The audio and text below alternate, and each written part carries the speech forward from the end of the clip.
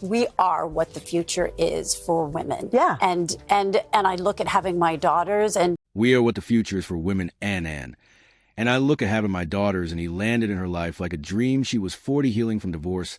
He was 25 charming and promise of the world, but what started as Hollywood's most talk about romance ended in Demi Moore's darkest chapter. Now at 62, she's finally telling the whole story of the miscarriage they kept secret, the 3 she regrets, and the addiction that nearly killed her. This is what really happened between Demi and Ashton. Demi Moore was born on November 11, 1962, in Roswell, New Mexico. Her life was difficult from the start. Her father left before she was even born, and her mother struggled to take care of her. Things got worse when at just 15, Demi went through a horrible betrayal.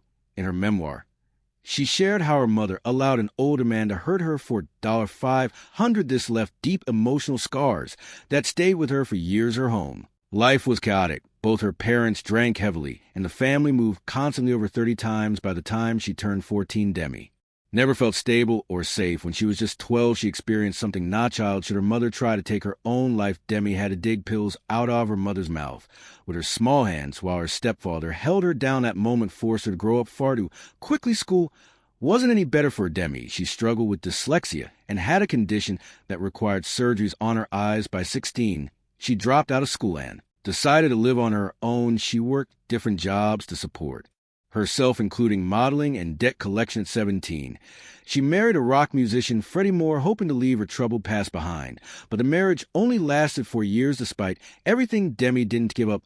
She wanted a better future and kept pushing forward. At 19, Demi got her first big chance.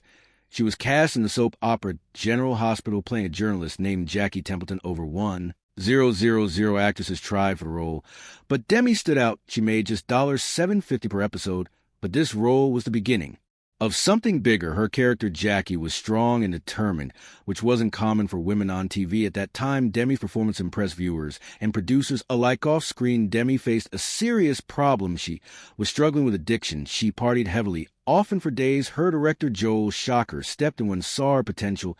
He helped her stay sober by arranging for someone to be with her all the time during the filming. Off her next big project, St. Elmo's Fire, the support helped her turn her life around. In 1985, Demi starred in St. Elmo's Fire, which became a huge success. The movie was about a group of friends navigating adulthood and featured other young stars like Rob Lowe and Emilio Estevez. Demi played Ju's, a party girl with her own struggles, a role that mirrored some of her real-life challenges.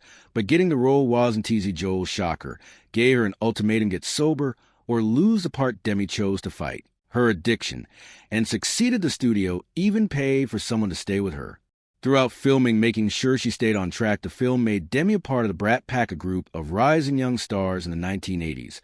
While the term wasn't loved by the actors that brought them fame and attention, Demi performance scene St. Elmo's Fire opened more doors for her. Soon, she starred in movies like About Last Night and Ghost, which made her one of the biggest names in Hollywood. Years later, people still talk about the Brat Pack. In 2024 documentary called Brats premiered, where Demi and her co-stars reflected on that era. There are even talks of a sequel tossed, Elmo's Fire, with hopes of reuniting the original cast and including Demi. Demi Moore became a superstar in 1990 with the movie Ghost. The film was a massive hit, making $55.7 million worldwide, even though it was made on a small budget of $22 to $23 million.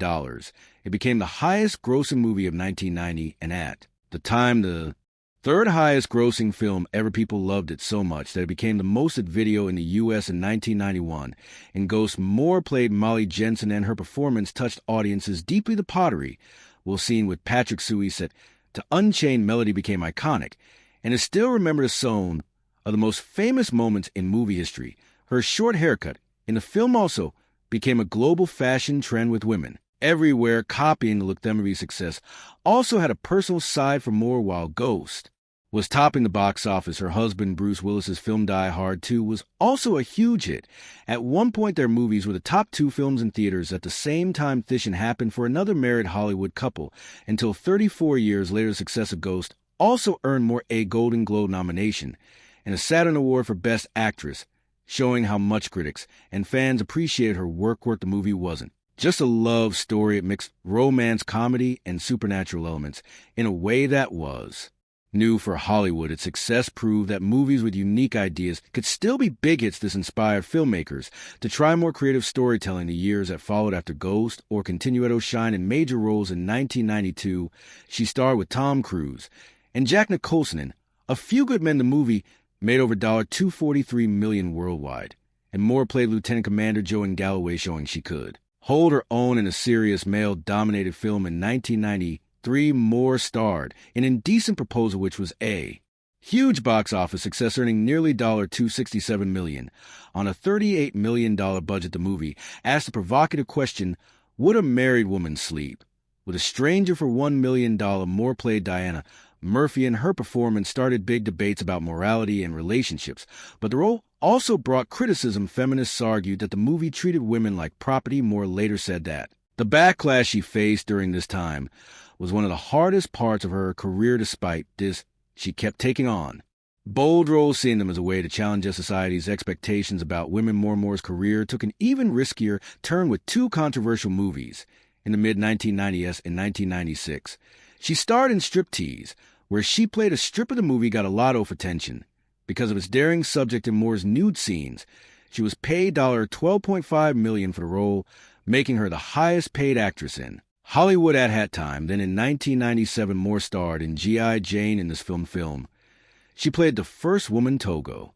Through Navy SEAL training to prepare for the role, Moore shaved her head on camera and did many of her own stunts. She also trained hard, building muscle and lowering her body fat to just 10%. These two roles showed opposite sides off. Moore in Striptease, she embraced her femininity and sexuality, while in G.I. Jane, she took on a tough masculine role that sparked debates about gender roles in Hollywood. Moore herself reflected onto saying that playing a stripper upset women and playing a soldier upset men. Even though these movies brought controversy, they also made Moore's star power even bigger, but the criticism and public scrutiny affected her deeply. In her 2019 memoir, Moore shared that this period marked the start of tough timing in her personal life, with struggles involving substance abuse and body image issues. Demi Moore's life took a significant turn when she married musician Freddie Moore at just 17 years old. This happened on February 8, 1980.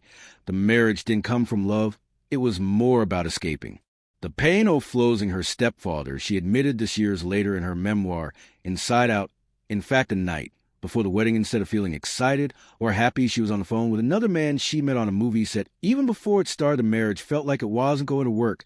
She took Freddie's last name and made it her stage name, which stayed with her for her entire career. During their marriage, they even worked together on some songs like It's Not Arimer, which became a small hit.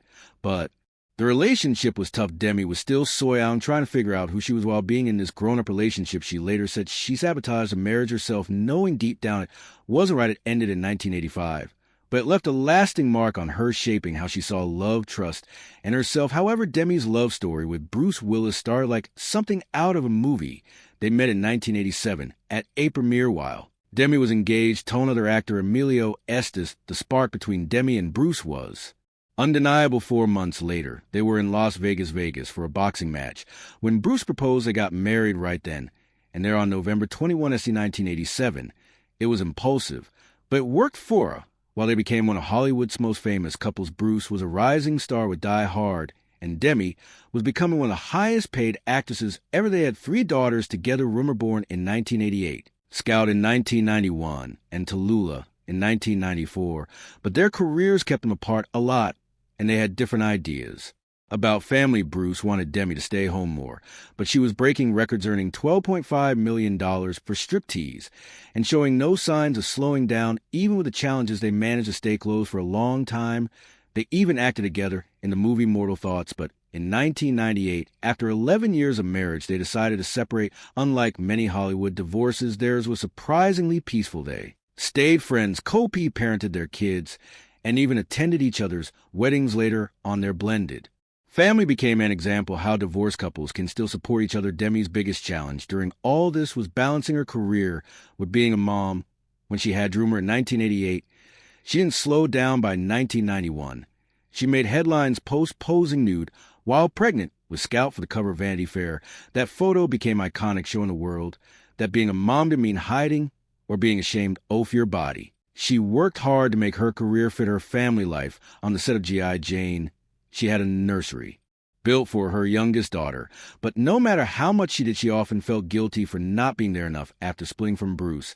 She made a huge decision to leave Hollywood and move to Idaho. She wanted her daughters to have a normal life away from the spotlight. Even if it meant stepping back from her career, this choice showed how much she valued being a mom above everything else. In 2003, Demi Moore met Ashton Kutcher at the New York premiere of Charlie's Angels. Full Throttle Demi was 40 years old at the time, and Ashton was 25, despite the 15-year age gap. They felt an immediate connection. Demi was drawn to Ashton's charm and humor. Within a day of meeting, they had an 8-hour phone call where they talked about their dreams and life philosophies. This deep conversation set the tone for their fast-moving romance. Just 3 weeks after meeting, Ashton had already met Demi's daughters and Herrick's husband, Bruce Willis. In a bold and surprising move, Ashton proposed to Demi only 2 months into their relationship, planned a romantic midnight picnic on the beach in Santa Barbara, and spelled out "Marry Me" with rose petals engagement ring with a 5-carat Asher-cut diamond worth.